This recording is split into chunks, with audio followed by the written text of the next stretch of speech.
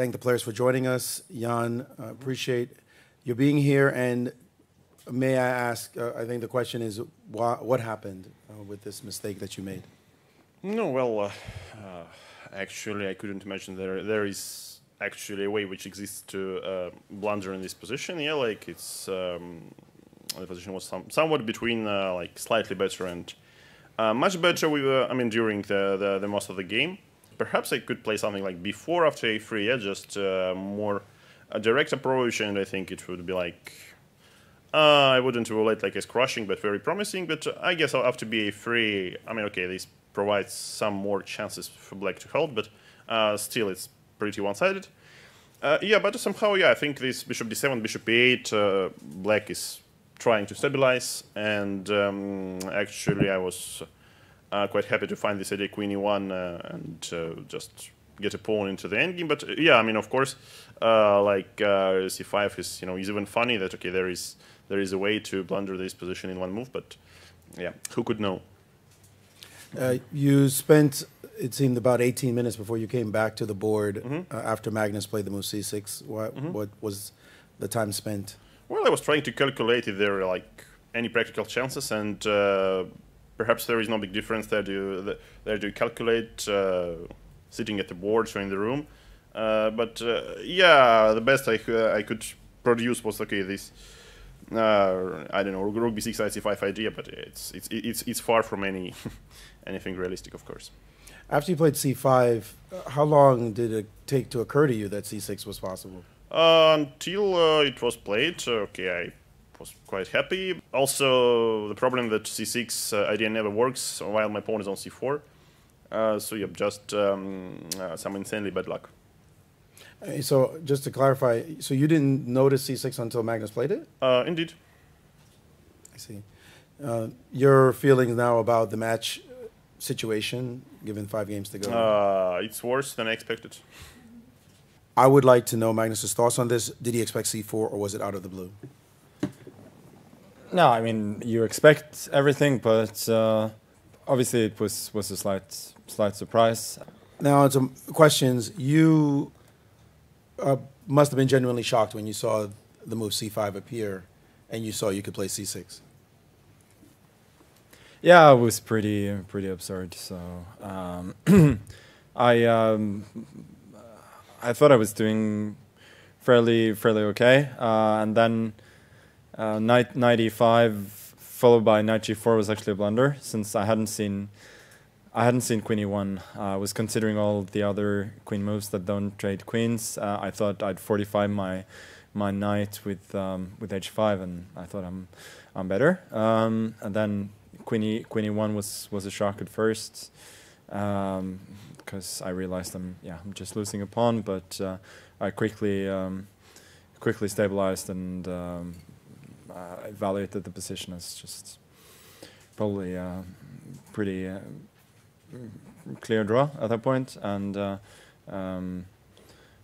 obviously it helped me to see that c5, which is the most obvious try, just loses to c6, and yeah, seeing it on the board was pretty absurd, but yeah, what can you do? You call you're using the word absurd. Could you clarify why you use this word than any other? Oh no, it's just because you don't expect to basically win a piece for nothing at this level. So, and yeah, what can I say? As he said, it's also a bit of bad luck that he doesn't even have any try that gives him any chances. But yeah, I think absurd actually covers it pretty nicely. Your feelings on winning such a game, you're +3 in the match. Yeah, as I said before, no style points awarded, so I'll take it. It was a tough game in which I was under pressure, both on the board and on the clock, and yeah, just to turn it around like that, it's unexpected. And there have been speculation that maybe the way you lost before yesterday, and maybe even previously the 7 hours and 45-minute game, that maybe this has affected your play. Is there any relevance to that assumption? Well, as you stated, there is a few reasons to speculate, but in general, I think this basically 2 one-move blunders in a row is a little bit too much. So, I mean, in general, of course, there is a lot of work to do to understand why is it going on like this, and what's the reason. But yeah, I mean, lack of concentration, or maybe combined with some not the best luck. Nearly 8-hour game. You seem pretty excited, but the last 2 wins are largely based on blunders. So does the way in which you win chess games affect your mood somewhat? Yeah, I think that goes without saying. In the standings, they look the same, but I think that goes for everybody. That like earning a victory through really hard work is more rewarding than getting one handed to you by your opponent.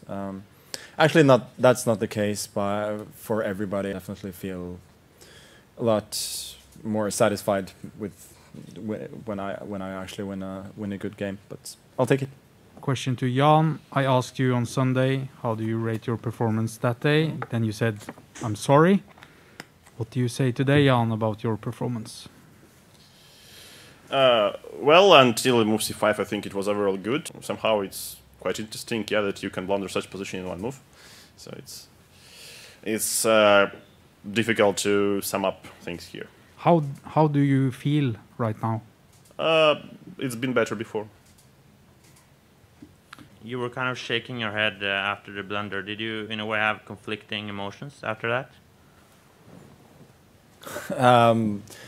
No, not really. As I said, was just very unexpected. It's been said of samurai that they would cut off their top knot after loss or shame. Can I ask if your haircut yesterday was an homage to that? No, I just wanted to do this already for quite some time, yes. So, just at some point, coincidence. It looks good. Thanks. Firstly, congrats on the win. In 2004, you became a Grandmaster in Dubai. 2014, you became the World Rapid and Blitz champion. And now you're on the brink of the World Chess Champion title in Dubai again. So would you say Dubai is a good hunting ground for you? Yeah, saying anything else would be pretty absurd. Were you happy with your move Queen A3 to B4? Because that, I think, was a very key move, right? Preparing Rook A3 and... Yeah, I was very, very happy with that one. A question for Magnus about move 19. It looked like you touched one piece and moved another. Could you just explain what happened? I mean, not this again. This happens in every single World Championship match. Like, clearly some pieces are adjusted and, and it's with no intent to move, so do better. So now you've got a 3-game lead. What can we expect from these next 5 games from the style of play? We'll see. Probably just try and play, and it's more up to him than anything else to try and change the course. Do you ever feel sorry for Ian Nepomniachtchi during the game today? I mean, it's the World Championship. You prefer to beat an opponent who's playing at his very best, but if he's not, yeah, you take it any day of the week. A lot of praise for you in the social media, in YouTube. You have been really gracious in spite of some difficult moments to be present in the press conference, and a lot of people have expressed their respect for you. What would be your reaction to them? Indeed, I'm very thankful, but I would prefer to have this respect for some good games over, for press conferences. Thank you. Question to Magnus. Before the match started, you had a minus score. That score was 4-1 in terms of classical math games, and now you have equalized. Now none of the top players have a positive score against you. How happy are you about that? Thank you. That's nice to hear. I think sort of the same happened in the match against Vichy that I kind of corrected my score against him as well.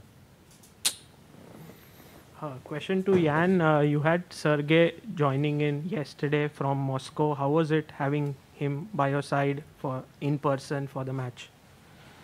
Well, it didn't work out too well, yeah. But no, somehow we played quite some training games before the match. So I think he had some business in Moscow to do, and then he just came back here to our camp.